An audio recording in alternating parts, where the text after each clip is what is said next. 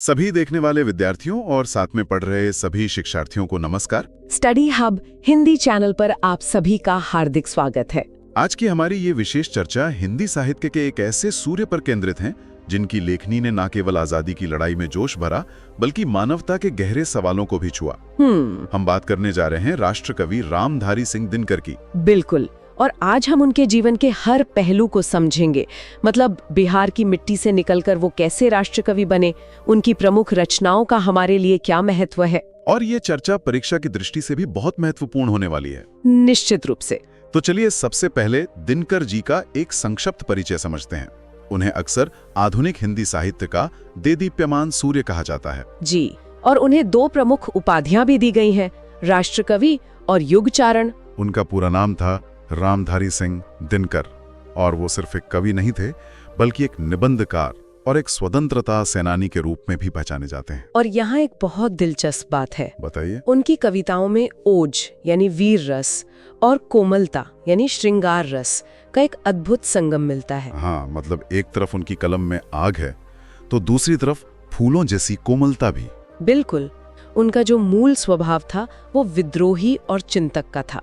उनकी उपलब्धियों की अगर बात करें तो उन्हें साहित्य का सर्वोच्च सम्मान ज्ञानपीठ पुरस्कार मिला और वो 12 वर्षों तक राज्यसभा के सदस्य भी रहे। जी, ये उनके व्यक्तित्व के साहित्यिक और राष्ट्रीय दोनों पहलुओं को दिखाता है। चलिए अब उनके आरंभिक जीवन पर चलते हैं। दिनकर जी बिहार की मिट्टी से निकले एक अनमोल रत्न थे। हाँ। उनका जन्म हुआ था 23 सितंबर 1908 को सिमरिया गांव, जिला बेगूसराय, बिहार में। उस समय ये मुंगेर जिले में आता था। और वो एक भूमिहार ब्राह्मण किसान परिवार से थे। लेकिन उनका बचपन संघर्षों से भरा हुआ था, बहुत ज्यादा। जब वो सिर्फ 2 साल के थे तब उनके पिता बाबू रवि सिंह जी का निधन हो गया। उनकी विधवा माँ श्रीमती मनरूप देवी ने बहुत ही कठिन परिस्थितियों में उनका पालन पोषण किया। तो बचपन के इन्हीं कठोरताओं ने, कह सकते हैं, उनके व्यक्तित्व को जुझारू और मजबूत बनाया। यानी जीवन की कठोर सच्चाई से उनका सामना बहुत जल्दी हो गया था। बिल्कुल। उनकी शिक्षा की बात करते हैं। वो गांव के पाठशाला से शुरू हुई और पटना विश्वविद्यालय तक पहुंचे। जी, प्राथमिक शिक्षा तो गांव की पाठशाला में हुई। लेकिन उनका जो मिडिल स्कूल था उसका नाम था राष्ट्रीय मिडिल स्कूल बोरो। अच्छा। और ये स्कूल सरकारी विरोध में स्थापित हुआ था। अच्छा, तो ये उनकी राष्ट्रीयवादी चेतना को दिखाता है। हाँ, बचपन से ही। और हाई स्कूल तो वो मुकामा घाट से किए, जहाँ सुना है वो पैदल गंगा पार करके जाया करते थे रोज। जरा सोचिए। और फिर स्नातक यानी बीए हॉर्न्स उन्होंने 1932 में पटना विश्वविद्यालय से किया, इतिहास और राजनीति विज्ञान में। और यहाँ एक और बात पर ध्यान देना चाहिए जी। कि कम उम्र में ही, मतलब स्कूल के दिनों में ही उनका विवाह हो गया था। हाँ। और वो पिता भी बन गए थे। तो मतलब पारिवारिक जिम्मेदारियों का बोझ उन पर बहुत जल्दी आ गया था। बहुत जल्दी। साथ ही जब वो पटना कॉलेज में पढ़ रहे थे उस समय साइमन कमीशन विरोधी आंदोलनों का माहौल था। और इस माहौल ने उनके अंदर राष्ट्रीय चेतना के बीज बो दिए थे। तो यहीं से एक दिलचस्प मोड़ आता है। पढ़ाई के बाद उन्होंने ब्रिटिश सरकार के अधीन नौकरी की। हाँ, ये एक विरोधाभास जैसा लगता है। बिल्कुल। पहली नौकरी एक प्रधान अध्यापक की थी और 1934 में वे बिहार सरकार में सब रजिस्ट्रार बन गए। लेकिन सरकारी सेवा में रहते हुए भी उनके तेवर विद्रोही थे। कैसे? वो अपनी राष्ट्रवादी कविताओं जैसे रेणुका और हुंकार के कारण अंग्रेजों की नजर में आ गए थे। तो अंग्रेज उन्हें एक गलत आदमी, मतलब बैड कैरेक्टर मानते थे। हाँ, उनकी फाइल पर यही लिखा था और सजा के तौर पर 4 साल के अंदर उनका 22 बार तबादला किया गया।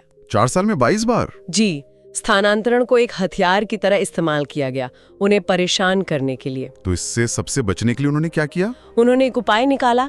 वे अमिताभ छद्मनाम, मतलब पेन नेम से लिखने लगे। अच्छा, ये परीक्षा के लिए एक बहुत महत्वपूर्ण तथ्य है। बहुत ज्यादा। और अंततः 1945 में इस सब से तंग आकर उन्होंने सरकारी नौकरी छोड़ी दी। और आजादी के बाद दिनकर जी ने राष्ट्र निर्माण में एक शिक्षाविद और प्रशासक के रूप में बहुत महत्वपूर्ण योगदान दिया। बिल्कुल।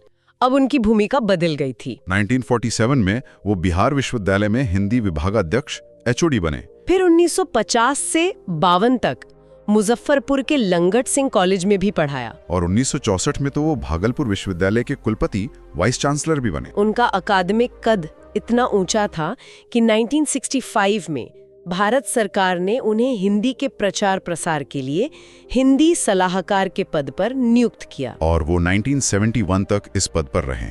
जी, ये उनके राष्ट्रीय महत्व को दिखाता है। अब आते हैं उनके राजनीतिक सफर पर।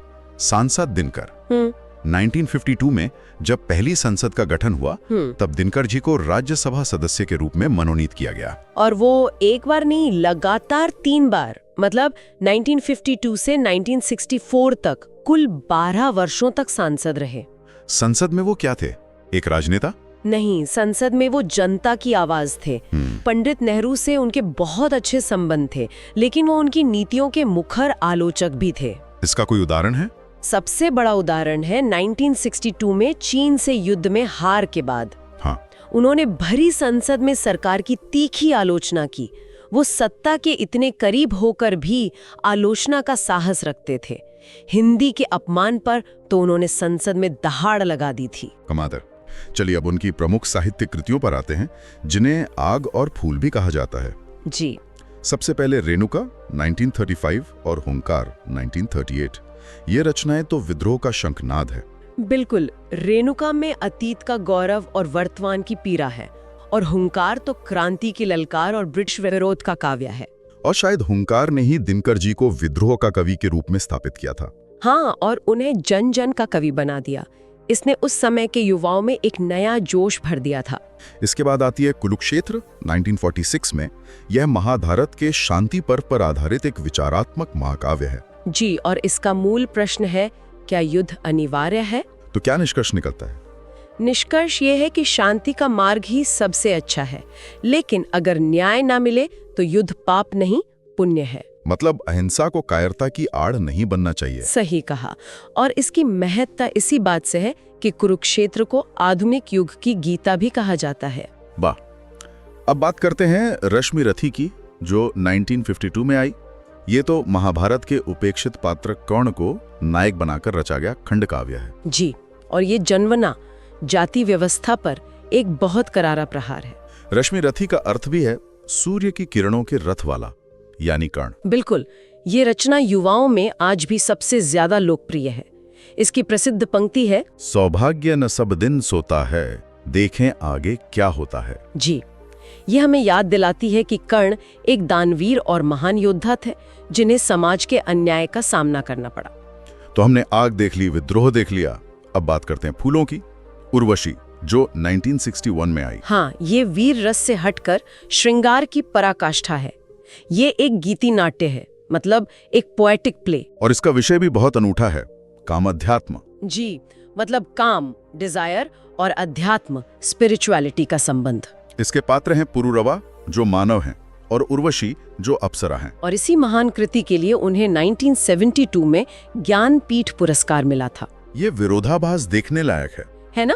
जो कवि अपनी कलम से आग उगलने के लिए जाने जाते थे, उन्होंने ही फूलों जैसी कोमल रचना उर्वशी लिखी। यही तो दिनकर जी की प्रतिभा की विशालता को दिखाता है।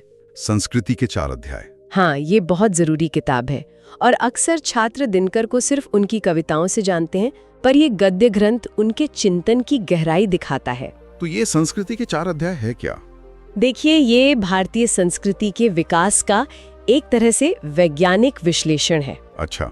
यह किताब 1956 में प्रकाशित हुई थी, और इसमें भारतीय इतिहास को 4 बड़े अध्यायों या चरणों में बांटा गया है। और एक बहुत ही महत्वपूर्ण तथ्य जो छात्रों को याद रखना चाहिए, वो ये है कि इस महान ग्रंथ की भूमिका भारत के प्रथम प्रधानमंत्री जवाहरलाल नेहरू ने लिखी थी। हाँ, ये बहुत बड़ी बात थी। ये दिखाता है कि ये किताब कितनी महत्वपूर्ण थी। ये सिर्फ इतिहास की किताब नहीं है, बल्कि ये संस्कृति की व्याख्या करती है, और यही चीज इसे अद्वितीय बनाती है। और पुरस्कार भी तो मिला था इसके लिए। जी बिल्कुल। इसी कृति के लिए दिनकर जी को 1959 में साहित्य अकादमी पुरस्कार से सम्मानित किया गया था। तो वो 4 अध्याय कौन कौन से थे, अगर संक्षेप में समझे तो? हाँ, तो पहला अध्याय है आर्यों के आगमन से जुड़ा। दूसरा है बौद्ध और जैन धर्म का जो विद्रोह हुआ उस पर। ठीक है। तीसरा अध्याय इस्लाम के प्रभाव और उसके साथ जो एक समन्वय की संस्कृति बनी उस पर केंद्रित है। और चौथा है यूरोपीय संपर्क और आधुनिकता का दौर। तो एक तरह से ये पूरी भारतीय इतिहास का सांस्कृतिक नक्शा है। बहुत खूब। तो ये तो हुई उनके गद्य की बात। अब आते हैं उनकी उस रचना पर जिसमें उनका ओज, उनका पौरुष दिखता है, परशुराम की प्रतीक्षा। हाँ, परशुराम की प्रतीक्षा। इस रचना को समझने के लिए इसकी पृष्ठभूमि को समझना बहुत जरूरी है। बिल्कुल। ये रचना 1962 के भारत चीन युद्ध में भारत की हार के बाद लिखी गई, मतलब एक आक्रोश से उपजी थी। उस हार से पूरे देश में एक निराशा का माहौल तो था। इसका उद्देश्य क्या था? क्या ये सिर्फ एक गुस्से का इजहार था? नहीं, सिर्फ गुस्सा नहीं। इसका मुख्य उद्देश्य था देश की सोई हुई चेतना को जगाना और जो अहिंसा की अतिवादी नीति थी उसकी आलोचना करना। इसीलिए उन्होंने परशुराम का प्रतीक चुना। एकदम से। इस कविता के माध्यम से दिनकर जी ने देश को परशुराम की तरह कठोर और अपने सम्मान के लिए सजग रहने का आह्वान किया। इसका सार बहुत शक्तिशाली है। क्या सार है उसका? कि क्षमा वीरों का आभूषण है, कायरों का नहीं। और ये कि राष्ट्र रक्षा के लिए शस्त्र उठाना धर्म है। इसकी शैली भी तो बहुत आक्रामक है ना? बहुत ज्यादा। ये अत्यंत आक्रामक और ओजस्वी शैली में लिखी गई है जो सीधे पढ़ने वाले के दिल में उतर जाती है। एक हुंकार है इसमें। तो ये हमें उनकी विचारधारा पर ले आता है। वो किसी एक वाद में तो बंधे नहीं थे। गांधीवाद भी है, मार्क्सवाद भी है और राष्ट्रवाद भी। ये सब एक साथ कैसे? यही तो दिनकर की सबसे बड़ी खासियत है। वो किसी एक खांचे में फिट नहीं होते। उनकी विचारधारा में हमें इन तीनों का एक, क्या कहते हैं, अद्भुत समन्वय देखने को मिलता है। जैसे गांधीवाद की बात करें, वो तो अहिंसा के पुजारी थे। हाँ, दिनकर अहिंसा और सत्य का सम्मान करते थे, लेकिन वो अन्याय के प्रतिकार के लिए कभी-कभी हिंसा को भी जरूरी मानते थे। अच्छा। और इसीलिए उन्होंने खुद को एक बुरा गांधीवादी कहा था। एक बुरा गांधीवादी, ये तो बड़ी दिलचस्प बात है। हाँ, क्योंकि वो शांति प्रिय थे पर कायरता के विरोधी थे। उनका मानना था कि शांति आत्मसम्मान की कीमत पर नहीं होनी चाहिए। और मार्क्सवाद का प्रभाव कहाँ दिखता है? वो दिखता है शोषितों और किसानों के प्रति उनकी गहरी संवेदना में। जैसे रश्मि रथी में कर्ण का पात्र। बिल्कुल। रश्मि रथी में वो सामाजिक न्याय और दलित चेतना का समर्थन करते हैं। कर्ण के जरिए वो सवाल पूछते हैं कि योग्यता बड़ी है या कुल। और राष्ट्रवाद तो उनकी हर रचना में दिखता ही है। हाँ, लेकिन उनका राष्ट्रवाद सिर्फ सीमाओं की रक्षा तक नहीं था।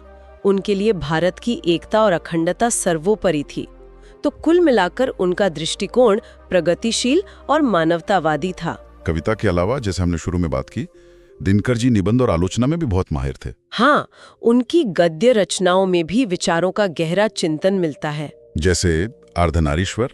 जी, अर्धनारीश्वर में वो नर और नारी के गुणों के समन्वय की बात करते हैं, जो आज के समय में भी कितनी प्रासंगिक है। और मिट्टी की ओर, ये ग्रामीण संस्कृति और उसके यथार्थ पर आधारित है। फिर रेती के फूल हैं, जो एक दार्शनिक निबंध है। मतलब उनकी विषय विविधता कमाल की थी। धर्म, दर्शन, साहित्य, राजनीति, लगभग हर विषय पर लिखा उन्होंने। कुछ और रचनाएं भी हैं जो छात्रों को पता होनी चाहिए, जैसे वेणुवन, जो एक ललित निबंध है, या शुद्ध कविता की खोज, जो एक आलोचनात्मक कृति है। और मेरी यात्राएं भी। हाँ, मेरी यात्राएं और देश विदेश, जो उनके यात्रा वृतांत है। और एक बात और, उनकी गद्य की शैली भी काव्यात्मक प्रवाह और ओज से भरी हुई है। बिल्कुल। अब जरा उनकी भाषा शैली पर बात करते हैं। उनकी भाषा थी तो परिष्कृत खड़ी बोली। हाँ, लेकिन उसमें तत्सम और देशज शब्दों का इतना सुंदर मेल था कि वो कभी भारी नहीं लगती थी। उनकी शैली में एक हुंकार और एक गूंज महसूस होती है। और उनकी कई पंक्तियां तो नारे बन गईं, जो आज भी लोगों को प्रेरणा देती हैं। हाँ, ये तो है। जैसे लोकतंत्र का उद्घोष, सिंहासन खाली करो की जनता आती है। ये पंक्ति तो जेपी आंदोलन में सबसे ज्यादा इस्तेमाल हुई थी। बिल्कुल। एक और पंक्ति जो हम सबको याद है, पौरुष का गान। मानव जब जोर लगाता है, पत्थर पानी बन जाता है। सही कहा। और सिर्फ पौरुष ही नहीं, शांति का संदेश भी था। वो कहते थे, जब तक मनुज मनुज का यह सुख भाग नहीं सम होगा, शमित न होगा कोलाहल, संघर्ष नहीं कम होगा। क्या बात है! ये तो सामाजिक न्याय की सीधी मांग है। हाँ। तो जाहिर है, इतने बड़े योगदान के लिए उन्हें देश के सर्वोच्च सम्मान भी मिले। जी। 1959 में, जैसा हमने बताया, संस्कृति के 4 अध्याय के लिए साहित्य अकादमी पुरस्कार मिला। उसी साल नागरिक सम्मान पद्म भूषण भी मिला भारत सरकार द्वारा। और फिर 1972 में उनकी रचना उर्वशी के लिए साहित्य का सर्वोच्च सम्मान भारतीय ज्ञानपीठ पुरस्कार। जी, उर्वशी के लिए। इसके अलावा भी उन्हें साहित्य चूड़ामणि और विद्या वाचस्पति जैसी उपाधियां मिली। भागलपुर विश्वविद्यालय से डी लिट की उपाधि भी। हाँ, और 1999 में भारत सरकार ने उनकी याद में एक डाक टिकट भी जारी किया था। उन्हें हिंदी साहित्य का स्वर्ण पदक विजेता भी माना जाता है। जीवन भर ओज और क्रांति की बात करने वाले इस कवि का अंत काफी शांत और दार्शनिक था। हाँ, ये उनके जीवन का एक अलग ही पहलू है। उनका निधन 24 अप्रैल 1974 को चेन्नई में हुआ, जो उस समय मद्रास कहलाता था। दिल का दौरा पड़ने से? जी, वो तिरुपति यात्रा पर गए हुए थे। उनकी आयु उस समय लगभग 65 वर्ष थी। यहाँ एक अंतर्विरोध सा दिखता है ना। जो कवि जीवन भर इतना ओजस्वी रहा, वो अंत में एक शांत दार्शनिक बन गया। बिल्कुल। और उनकी अंतिम डायरी का एक वाक्य है जो इस बात को और गहरा कर देता है।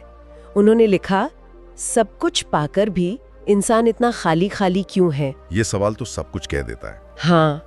तो आज हमने राष्ट्रकवि दिनकर की प्रमुख रचनाओं जैसे संस्कृति के 4 अध्याय, परशुराम की प्रतीक्षा, उनकी समन्वयवादी विचारधारा और उन्हें मिले सम्मानों के बारे में विस्तार से जाना। हाँ, और हमने देखा कि उनकी काव्य कृतियों में रेणुका, हुंकार, कुरुक्षेत्र, रश्मिरथी और उर्वशी प्रमुख हैं, जबकि गद्य में संस्कृति के 4 अध्याय और अर्धनारीश्वर अविस्मरणीय है।